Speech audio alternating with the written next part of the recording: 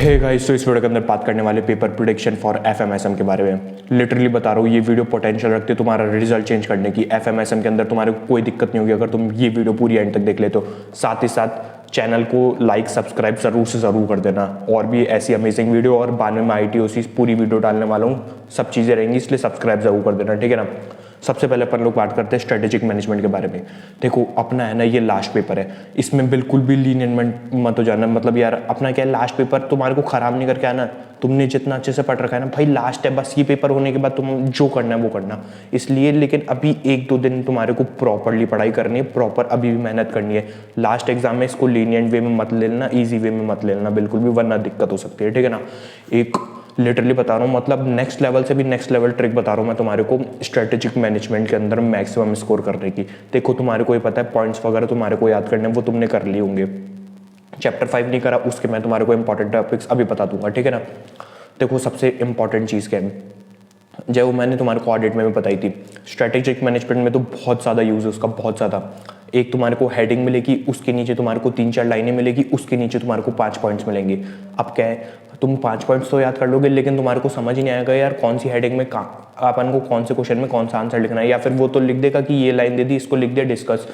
अब अपन को कुछ समझ ही नहीं आ रहा यार, कौन से आइडेंटिफाई नहीं कर पा रहे अपन यार कौन से पॉइंट्स इसके अंदर डालने हैं। बताऊँ इसमें क्या है, एक हेडिंग है, 3-4 लाइनें हैं, 5 पॉइंट्स है। तुम्हारे को जो 3-4 लाइनें हैं ना, उसको रीड करके जाना है एग्जाम से पहले। जितने भी तुमने स्ट्रेटेजिक मैनेजमेंट के अंदर पॉइंट्स याद करे ना, सबकी तुम्हारे को जो 3-4 लाइन है ना उसके ऊपर की सबकी रीड करके जानी है। लिटरली बता रहा हूँ, तुम जैसे ही पेपर के अंदर पढ़ोगे ना क्वेश्चन की यार ये लाइन है, अरे ये पॉइंट तो मेरे को आते हैं, ये तो याद है, जस्ट अभी कल ही तो रीड करा था भाई। बहुत ज़्यादा इंपॉर्टेंट है, बहुत ज़्यादा, ठीक है ना।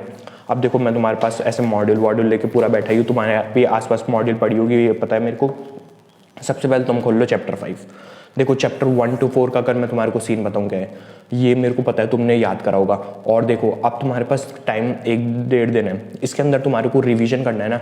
मेरे अभी रुक जाना, अभी तुम ये वीडियो पहले पूरी देख लेना। वीडियो के एंड के अंदर मैं अपने आप अटैच कर दूंगा एक प्लेलिस्ट, जिसके अंदर तुम स्ट्रेटेजिक मैनेजमेंट मैंने पढ़ा रखा है। विद इन आधे घंटे के अंदर सारे टॉपिक्स फ्रॉम मॉड्यूल कवर कर रखे हैं, सारे टॉपिक्स कवर कर रखे हैं फ्रॉम मॉड्यूल। भाई मज़ा आ जाएगा, आधे घंटे के अंदर सॉलिड रिवीजन हो जाएगा, जो तुमने टॉपिक छोड़ रखे वो भी हो जाएगा। अब चैप्टर 5 का नहीं डाल रखा, इसलिए मैं तुम्हारे को चैप्टर 5 का इंपॉर्टेंट टॉपिक्स बता रहा हूँ। एक खतरनाक चीज़ बताऊँ ना मैं तुम्हारे को, चैप्टर 1 to 4 से जो मेरे को लगता है कि यार ये टॉपिक्स तो भाई बहुत ही ज़्यादा इंपॉर्टेंट है, बहुत ही ज़्यादा। मतलब May 24 में मैंने एग्जाम दिया था ना, जब मैं बैठा था ना, मेरे को SM के ऑप्शनल जो थे ना, अपन को एक क्वेश्चन छोड़ना होता है, सारे आते थे सारे, क्योंकि मैंने अच्छे से पूरे सारे इंपॉर्टेंट टॉपिक्स याद कर, मतलब जो भी टॉपिक्स थे सारे जो नए डाले थे ओल्ड सिलेबस के थ्रू, जो अभी नए डाले थे वो सारे याद कर लिए थे। इसलिए तो मैं क्या करूँगा, टेलीग्राम लिंक तुम ज्वाइन करना, उसके अंदर मैं तुम्हारे को एक स्पेशल लिस्ट दूंगा फ्री में। ऐसा कुछ पैसे वैसे का नहीं है, फ्री के अंदर टेलीग्राम लिस्ट अपलोड करूँगा, जिसके अंदर जो भी सेलेक्टेड मुझे लगते हैं यार ये टॉपिक्स तुम्हारे को याद करके जानी है फॉर चैप्टर 1 to 4, तो वो तुम ज़रूर चेक करना। टेलीग्राम में ज्वाइन हो जाना, या फिर अगर ज्वाइन नहीं हो रहा तो मैं खुद का भी डाल दूंगा, मेरे को टेलीग्राम पर मैसेज कर देना, मैं ऐड कर दूंगा, ठीक है ना। लेकिन पहले ये वीडियो देख लो, याद रखना, लेकिन ज्वाइन करना। सबसे पहले तुम खोल लो मेरे साथ चैप्टर 5। चैप्टर 5 में सुपर इंपॉर्टेंट टॉपिक बताने जा रहा हूँ, सुपर इंपॉर्टेंट, ठीक है ना। ये आने के बहुत ज़्यादा चांसेस रहेंगे, तो तुम भी मेरे साथ मॉड्यूल खोल लो, मैं तुम्हारे को पेज नंबर बता के मार्क कराता हूँ। 5.11 पेज पर तुम आओगे ना, ये फ्लेक्सिबिलिटी डाइवर्सिफिकेशन, ये तो हमारे अटेम्प्ट में आए थे May 24 के अंदर। सुपर इंपॉर्टेंट टॉपिक्स होने वाले हैं ये, ठीक है ना। सबसे पहले देखो, सबसे पहले 5.25 पेज पर तुम आओगे ना, तुम्हारे को इधर तुम्हारे को 5 पॉइंट मिल जाएंगे। ये सुपर इंपॉर्टेंट है, सुपर इंपॉर्टेंट 5 पॉइंट मिलेंगे, ईजी है, याद करके जाना। अगर तुमने चैप्टर 5 में अभी तक कुछ भी नहीं करा है ना, जो मैं बता रहा हूँ एटलीस्ट वो तो कर ही जाओ। बहुत रहेगा कि यार अपन एक सेफ साइड पे जाएंगे। अगर ICI का बिल्कुल अलग रहा तो बात अलग है, ठीक है ना। फिर 5.26 पेज पर तुम्हारे को अगेन 5 पॉइंट मिल जाएंगे, वो भी तुम्हारे को बहुत अच्छे से याद करना है, ठीक है ना। उसके बाद मैं तुम्हारे को बताऊँ ऑर्गेनाइजेशन स्ट्रक्चर का क्या है। इसके अंदर तुम्हारे को मिलेगी केस स्टडीज़, इसके अंदर एक केस स्टडी वगैरह में तुम्हारे को बस हर स्ट्रक्चर के बारे में पता होना चाहिए क्या क्या होता है। वो तुमने जनरली तुम किसी की वीडियो देखोगे तुम्हारे को समझ आ जाएगा इजीली, इसको इतना कुछ याद करने की ज़रूरत नहीं है। इसके अंदर केस स्टडी कहाँ कहाँ से आती है, कौन कौन से ऐसे स्ट्रक्चर है जिसमें से ज़्यादातर केस स्टडी आती है, वो मैं तुम्हारे को बताता हूँ, ठीक है ना। देखो सिंपल वगैरह तो तुम्हारे को पता ही है, सबसे मेन है डिविजनल, मल्टी डिविजनल और ये एसबीयू स्पेशल बिजनेस यूनिट। इसके अंदर भी तुम आओगे ना 5.37 पेज पर, तो तुम्हारे को ऊपर 3 पॉइंट दिखेंगे, इसको भी याद करके जरूर जाना, बहुत सिंपल सा है। ऐसा नहीं है कि तुमने चैप्टर 5 अभी तक नहीं पढ़ा तो तुम अब छोड़ के जा रहे हो, अभी भी टाइम है, अभी भी कर सकते हो, उसका वेटेज अच्छा है, ध्यान रखना, ठीक है ना। उसके बाद देखो क्या है, उसके बाद नेटवर्क स्ट्रक्चर, ये सब तो इजी है, ये तो बस पता कर लेना होते क्या है, बाकी कोई दिक्कत नहीं आएगी इतनी, ठीक है ना। उसके बाद देखो इंपॉर्टेंट टॉपिक्स कि मैं तुम्हारे को थोड़ा बताता हूँ। 5.51 पेज पर तुम आओगे ना, तुम्हारे को मैनेजर है 5 लीडरशिप रोल्स, बहुत इजी है, एक बार में याद हो जाएगा, कोई दिक्कत नहीं आएगी, थोड़ा ऊपर ऊपर से स्पीड में याद कर लो। 5.53 पेज पर आओगे ना, स्ट्रेटेजिक लीडर है सेवरल रिस्पॉन्सिबिलिटीज, इसके अंदर भी तुम्हारे को 5 पॉइंट इजीली मिल जाएंगे, ठीक है।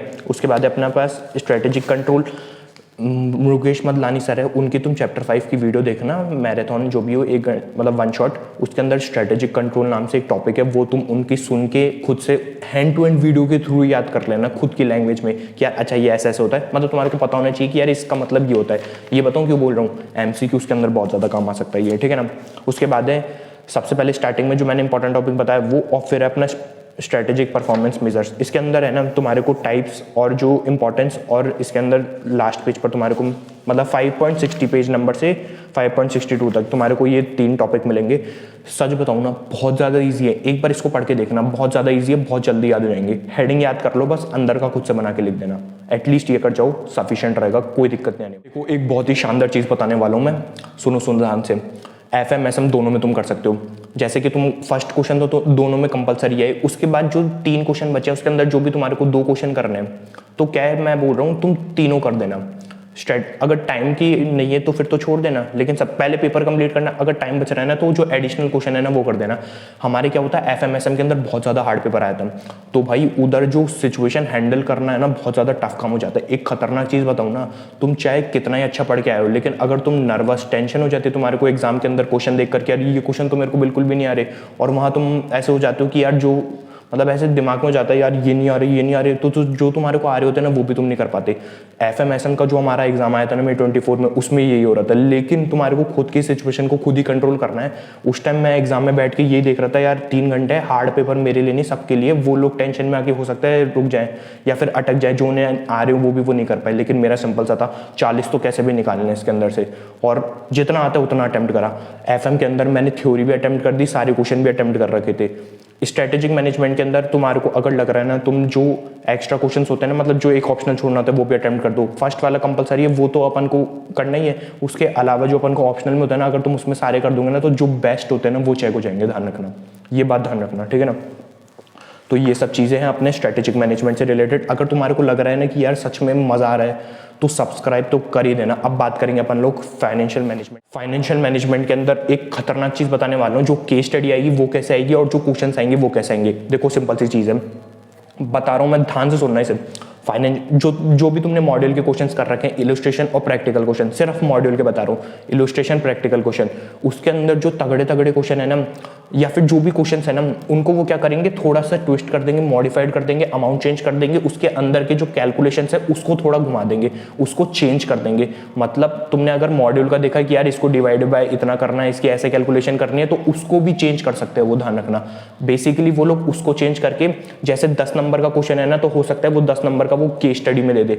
अब केस स्टडी के अंदर 10 नंबर का क्वेश्चन आ जाएगा जिसके अंदर तुम्हारे को उस क्वेश्चन के डिफरेंट पार्ट सॉल्व करने होंगे। ऐसे तुम्हारे पास केस स्टडी का आ सकता है, और इंडिविजुअल क्वेश्चन के अंदर भी वो लोग घुमादार करके दे सकते हैं। दिमाग एक ही चीज में लगाना, ध्यान से सुन लो। अगर तुम्हारे को कोई क्वेश्चन नहीं आ रहा और तुम 5 मिनट वेस्ट करके अटक गए उस पर, उसकी जगह छोड़ के अगले पे मूव हो जाओ। बिल्कुल ही टाइम बर्बाद नहीं करना, कम से कम जो लिखा है ना उसके 1-2 नंबर मिल जाएंगे, और कुछ नहीं। तो कोई क्वेश्चन नहीं आ रहा, जो मन में कैलकुलेशन आ रही है वो कर दो, कोई दिक्कत नहीं आने वाली। FM के अंदर अगर पेपर हार्ड आ गया ना, थ्योरी अटेम्प्ट कर रहा हूँ, मेरे को थ्योरी उस टाइम में पढ़ के भी नहीं आया, तो मेरे को आती भी नहीं थी, लेकिन मैं उसमें अटेम्प्ट कराया, फिर भी मेरे को उसमें मतलब बेस्ट चेक होते हैं ना, तो मेरे को थ्योरी वाला चेक हो गया, तो उसमें मेरे ज़्यादा नंबर थे। भाई लिटरली बता रहा हूँ, थ्योरी अगर ट्राई करो कि तुम थ्योरी की एक वीडियो देख जाओ, यूट्यूब पे तुम सर्च मारोगे ना चैप्टर 1 और 2 की एक थ्योरी की वीडियो देख जाओ, ठीक है ना। अब मैं तुम्हारे को बताता हूँ फाइनेंशियल मैनेजमेंट का बुक से, ठीक है ना। केस स्टडी और नॉर्मल क्वेश्चंस केस स्टडी के अंदर मैं बता रहा हूँ ना एमसीक्यूज की 10 नंबर का जो क्वेश्चन होता है ना ओरिजिनली, वो तुम्हारे को मिल जाएगा, उसको डिफरेंट डिफरेंट पार्ट सॉल्व करने होंगे। एक और चीज़ है, अगर तुम्हारी केस स्टडी नई बन रही होगी ना, इंडिविजुअल क्वेश्चंस को देखना, क्योंकि उसमें से कुछ क्वेश्चन होते हैं जो केस स्टडी से इतने मतलब सारे कनेक्टेड नहीं होते, हो सकता है एक इंडिविजुअल आपस में भी अपने आप ही खुद से सॉल्व हो सके, ठीक है ना।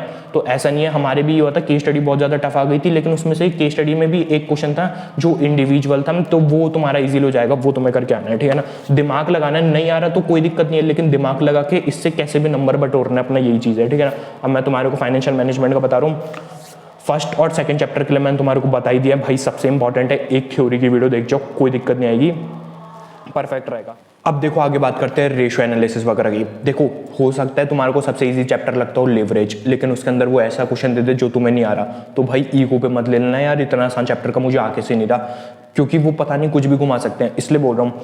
देखो अपने पास, जैसे कि मैं तुम्हारे को मॉडल से बता रहा हूँ, रेशियो एनालिसिस वगैरह, cost of capital, capital structure, leverages, investment decision, dividend decision, working capital, हर चीज़ से तो आएगा ही। सबसे इंपॉर्टेंट क्या है, देखो ऊपर के चैप्टर तुम आराम से कर सकते हो, दिक्कत कौन से में आती है, इन्वेस्टमेंट डिसीजन।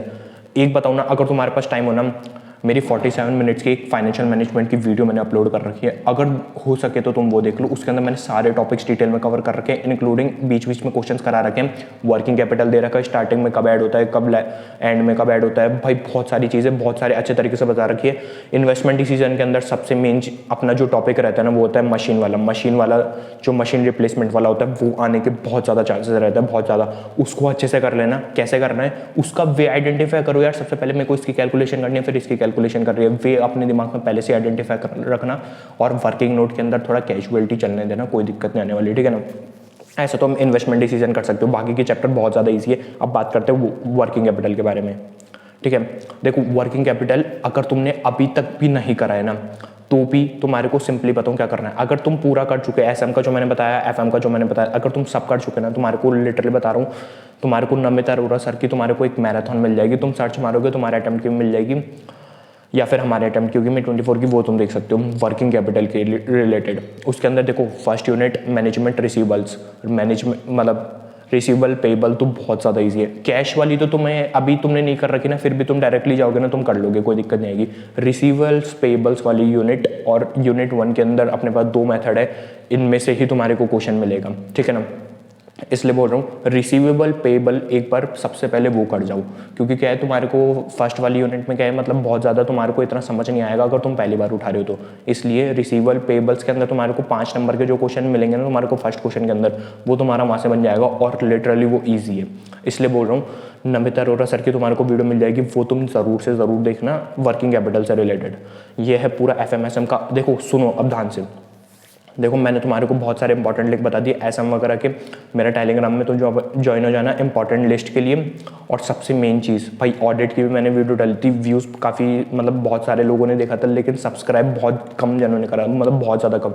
तो भाई लाइक सब्सक्राइब ज़रूर कर लो, बाकी टेलीग्राम में ज्वाइन हो जाओ, प्लेलिस्ट तुम चेक कर सकते हो, एसएम एफएम से रिलेटेड सारी मैं लगा ही देता हूँ। सबसे बढ़िया कमेंट सेक्शन के अंदर तुम्हारे को टेलीग्राम मिल जाएगा, ज्वाइन हो जाओ। लास्ट एग्जाम में भाई ख़त्म कर दो इस बार तो, कि भाई एफएमएसएम के अंदर अगर तुम्हारे को लग रहा है ना कि यार मेरा एग्रीगेट बनने में दिक्कत हो रही है, एफएमएसएम तुम्हारे को एग्रीगेट बनवाने में मदद करवा देगा, मज़ा आ जाएगा, कोई दिक्कत नहीं आएगी, नॉर्मल पेपर आएगा, फोड़ के आ जाओगे तुम, मेरे को पता है।